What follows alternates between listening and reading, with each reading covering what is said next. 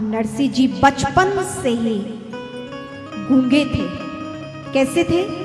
गूंगे थे, जो बोल नहीं पाते थे, जिनको वाणी नहीं थी, ठीक से सुनाई भी नहीं देता था। अब जब बोल नहीं पाते हैं तो थोड़ा कम भी सुनाई देता है। गूंगे तो जन्मजात है।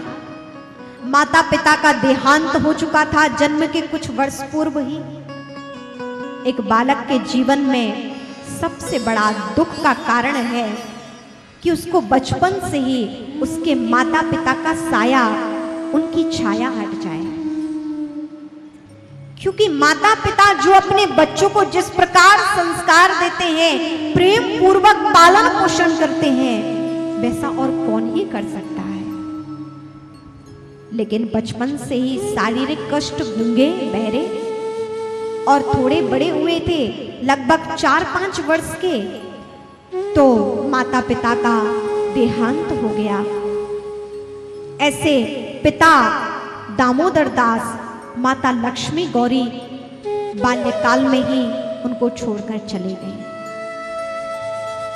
उनके भाई थे एक बंसीधर और छोटे थे नरसिंह जी। तो बड़े भाई प्रेम तो करते थे, लेकिन होती है प्रकृति, कभी कभी भाई भाई में भी नहीं बनती है। एकदम बिल्कुल विपरीत प्रकृति। एक भाई तो बहुत अच्छा, लेकिन दूसरे को छोटे से मतलब ही नहीं।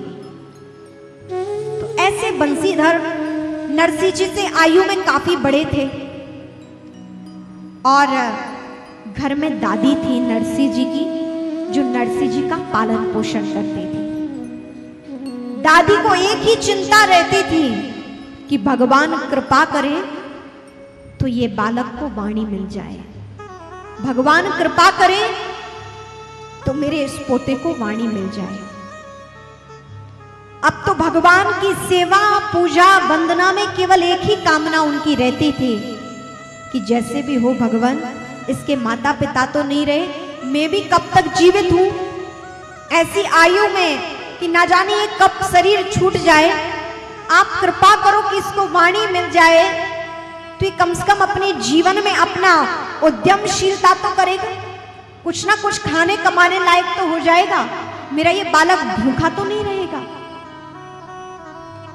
दादी भगवान की सेवा पूजा करती। नरसिंह जी के बड़े भाई राव मंडली वहां के राजा थे, जूनागढ़ के, आयु में बड़े थे, तो उन्होंने वहां नौकरी ले ली। बंसीधर राजा राव मंडली के यहाँ नौकरी करते, खूब धन पैसा, कोई कमी नहीं थी, खूब नौकर चाकर गाड़ी घोड़ा मिले हुए थे, कोई कमी नहीं। लेकिन उनके भाई बंसीधर नरसिंह जी से ज्यादा मतलब नहीं रखते थे। लेकिन दादी केवल नरसिंह जी के लिए प्रार्थना करती और कहते हैं, भगवान का चिंतन करती कि किसी सतगुरु को हमारे घर भेज दें। हे भगवान, कोई सतगुरु का हमारे घर आगमन हो जाए तो हमारे घर में सारा वैभव तो है, लेकिन घर में आनंद नहीं है, शांति नहीं है। कोई सतगुरु का आगमन हमारे घर हो जाए तो हमारा कल्याण हो जाए। देखिए, जीवन में सतगुरु का आगमन हमारे जीवन की सारी नकारात्मकताओं को दूर कर देता है। जादिन संत पाहुणे आवत, तीरथ कोटि स्नान करे फल जेहविधि दर्शन पावत। जिस क्षण हमारे घर में सतगुरु का आगमन हो जाता है, वो घर हमारा तीर्थ बन जाता है। क्योंकि महापुरुष चलते फिरते तीर्थ के समान है। हमें यदि पावन होना है तो हमें चलकर तीर्थों तक जाना पड़ता है। भगवान के दर्शन करने हैं तो हमें इंदौर से चलकर वृंदावन जाना पड़ेगा, इंदौर से चलकर हमें अयोध्या जाना पड़ेगा, इंदौर से चल के हमें भगवान शिव की भूमि काशी जाना पड़ेगा, चित्रकूट जाना पड़ेगा, तीर्थ धामों में जाना पड़ेगा, तीर्थों में जाना पड़ेगा। लेकिन सतगुरु का आगमन हो जाता है जिस क्षण हमारे घर में तो सारे तीर्थ गुरु के रूप में हमारे घर में आ जाते हैं। जादन संत पाहुणे आवत, तीर्थ कोटि स्नान करे फल जेहि विधि दर्शन पावत।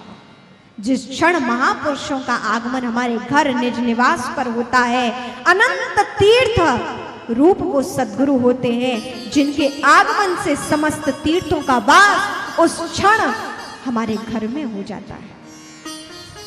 तो दादी निरंतर यही प्रार्थना करती हैं कि हमारे घर में किन्हीं महापुरुष का आगमन हो जाए, तुम्हारा जीवन सफल हो जाए, हमारे इस पुत्र को आशीर्वाद मिल जाए। महापुरुष चाहे तो क्या नहीं हो सकता है, हमारे इस बालक को वाणी मिल जाएगी।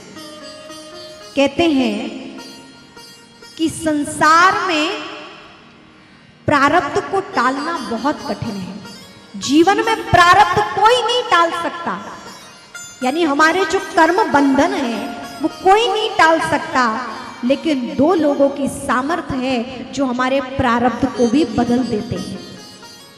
कौन है?